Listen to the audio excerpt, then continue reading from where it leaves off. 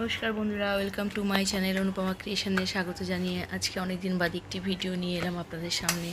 Spring roll sheet কীভাবে ready করতে হয়, তো এই পদ্ধতিটা আমার সবথেকে বেশি সহজ মনে হয়েছে, সেই জন্য আমি আপনাদের কাছে তুলে ধরলাম। অনেক রকমভাবেই বানানো যায়, কিন্তু সেগুলো অনেকটাই সমস্যার মধ্যে আমাকে পড়তে হয়েছিল, তো আমি এটা ঠিক সাকসেসফুলি করে উঠতে পারিনি। তো এইভাবেতে আমার খুব দারুণভাবে জিনিসটা হয়েছে।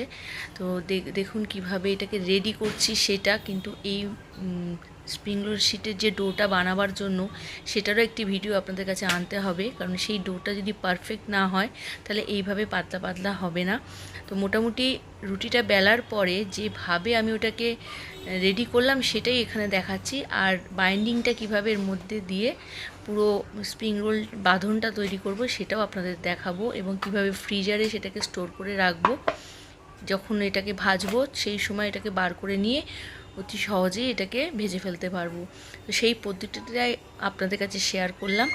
ভিডিওটা কেমন লাগলো নিশ্চয়ই কমেন্ট করে জানাবেন, আর চেষ্টা করব আরও ভিডিও দিতে। এখন একদম সময় বার করতে পারি না, তো ইচ্ছা হয় অনেক রান্না করি, ভিডিও করার পর সেগুলো এডিট করা, সেগুলো পোস্ট করা, সেই সময়টা আর বার করতে পারি না। সেই জন্য অনেক ভিডিও হয়তো ফোনে সেভ করা আছে, এডিট করার আর ভয়েস দেওয়ার সময়ের অভাবের জন্য পোস্ট করতে পারি না।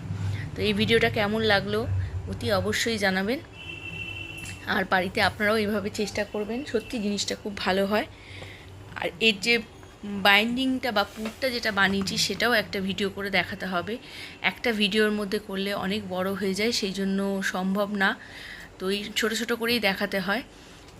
আমার ভিডিওটা খুব ভালো লাগলে একটা শেয়ার করে দেবেন।